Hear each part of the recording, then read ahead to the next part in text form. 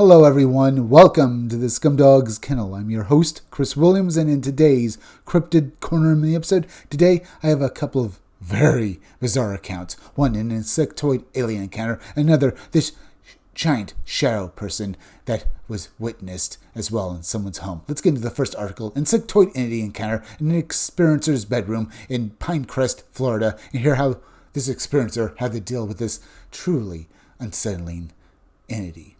In 1990, a Pinecrest, Florida resident reported a calm yet highly unusual bedroom encounter involving an unseen presence that later revealed itself as a distinctly insectoid non-human being. Unlike many contact experiences marked by fear, this account stands out for its measured emotional tone, telepathic exchange, and the witness's clear recollection of physical detail. The encounter raises questions about consciousness-based contact and the possible existence of non-human intelligences operating alongside humanity. The witness recalls being in a light sleep, not fully awake, when they sensed another presence beside them in bed. There was physical contact, though the entity remained invisible at first. Despite the unusual nature of the situation, the witness did not feel frightened and remained mentally alert.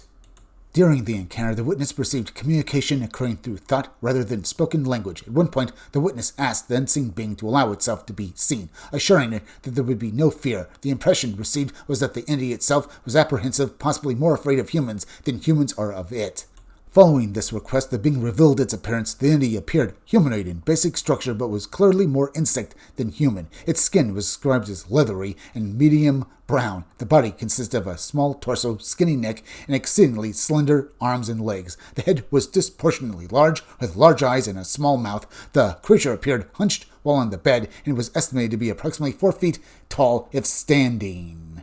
At the witness's request, the entity displayed its teeth, which were described as pointed and triangular, similar to those of a fish or shark. The being also had a pointed chin. The witness sensed the entity was male, though no direct confirmation was given. The entity conveyed one additional message. It stated that it, or its kind, did not understand human feelings and that it was not meant to interfere with humanity. No hostile intent was expressed, and the encounter ended without incident. Now let's read related insectoid and mented-type encounter research. Reports of insectoid entities, often described as mantis-like beings, have appeared globally since at least the mid-20th century. Common characteristics include tall or slender forms, large heads with prominent eyes, and telepathic communication. Many witnesses describe these beings as supervisors or intermediaries rather than primary abductors. Researchers have documented similarities between these encounters and altered state experiences such as hypnagogia, lucid dreaming, and controlled contact events. However, the consistency of physical descriptions across unrelated cases suggests a shared archetype or external intelligence. Notably, some experiencers report that these beings claim to operate under strict rules of non-interference, observing human development without emotional involvement. This theme closely mirrors the message conveyed in the Pinecrest encounter.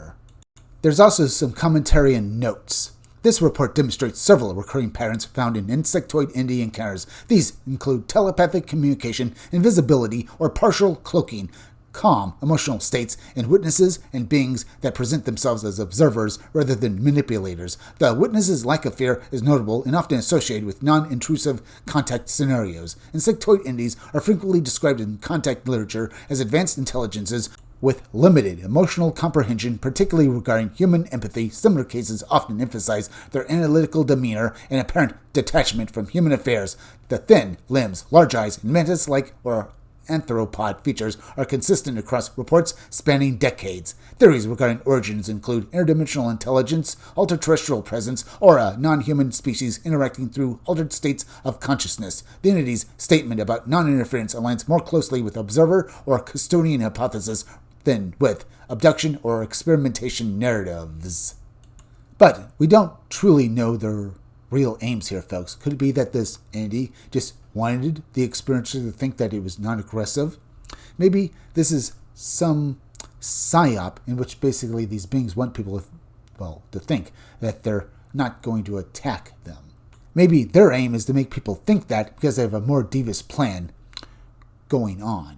But we don't know for sure, folks. We can talk about a little more about this after we finish the next article, which is titled Tall Shadow Entity Encounter in Prince Albert, Saskatchewan, a Shared Vision and a Lingering Fear. Let's hear about this shadow entity, and then we can discuss exactly what relation it has with well, insectoids and other alien or ultra-terrestrial beings as well. Let's get into this article now.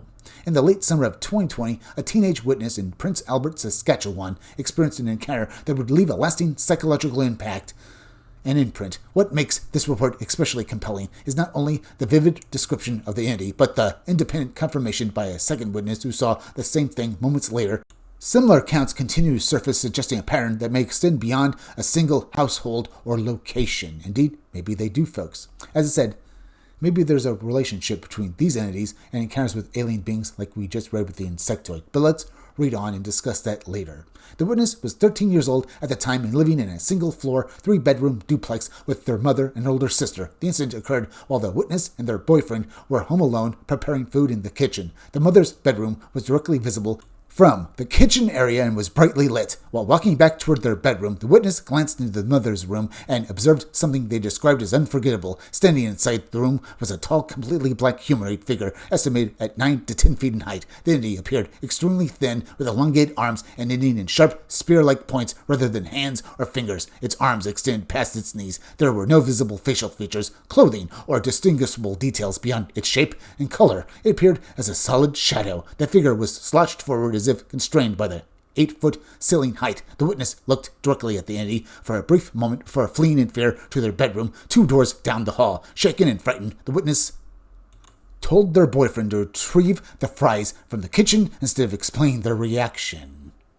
Moments later, the witness heard their boyfriend run back into the bedroom in panic. When pressed to explain what he had seen, he described the same tall, black, slouched entity standing beside the television in the sister's bedroom, which was even closer to the kitchen. His description matched the witness's account in detail, despite not having been told what the witness had observed. The entity was never seen again. 3 years later, the witness's mother was brutally murdered. In retrospect, the witness expressed deep fear and concern that the encounter may have represented a malevolent presence or a watcher that appears before tragedy. The witness chose to come forward after reading a separate online account from another individual who reported seeing an almost identical entity at age 13. Here's some commentary and notes as well, folks. Several notable patterns emerge in this report. The witness's age aligns with many shadow entity encounters, which are frequently reported during adolescence. The emotional tone is one of immediate fear, followed by long-term unease and retrospective meaning, making after later trauma. The independent corroboration by a second witness strengthens the case significantly and reduces the likelihood of imagination or misperception. The entity's exaggerated height, elongated limbs, lack of facial features, and shadow-like form closely resemble what are commonly described as shadow beings or watcher-type entities in both folkloric and modern paranormal case files. Similar reports have been documented across North America, including recurring accounts of tall, thin, faceless black figures appearing indoors, often standing motionless in bedrooms or hallways. Some theories suggest interdimensional or ultra-terrestrial origin, while others point toward a non-human consciousness that manifests during periods of emotional vulnerability or impending disruption. There is no evidentiary basis to conclude that such entities cause tragedy, but witnesses frequently associate them with foreboding, surveillance, or significant life events that follow. Indeed, folks, there's no clue that these entities cause events. Maybe they're there just to observe them, and that's, well, maybe some sort of scientific basis for that. Maybe they're observers from some other world, folks, and they observe tragedy, or are they vampire-like entities that absorb energy from such incidents like fear and sadness, or maybe even more emotional energy like love? We don't know, but I definitely think that there's maybe some sort of scientific observation going on here as well, folks. It definitely feels like to me. And much like with the insectoid alien, why are these beings here? Are they even in cahoots with each other, folks? It seems like both types of entities and others are here to observe humans. Why? We just don't know. All we know is that these stories are truly thrilling, and learning about more of them gives us more evidence that indeed these encounters truly are happening. But folks, we're at the end, so please go subscribe to my YouTube channel. Read comics, they're bad for you. You can use the YouTube link down below in the description or the chat to go subscribe to me. Hit that like button for me. Make sure you're still subscribed. Leave some comments down below. Hit that bell for notifications. Hit the part of the bell that'll give you all future notifications, and please share this video out. I'm Chris Williams from the Scumdogs Kennel. Thank you all for joining me. I'll be back again tomorrow with another great video, so be sure to come back again then. Till next time, folks, I'll see you all again soon.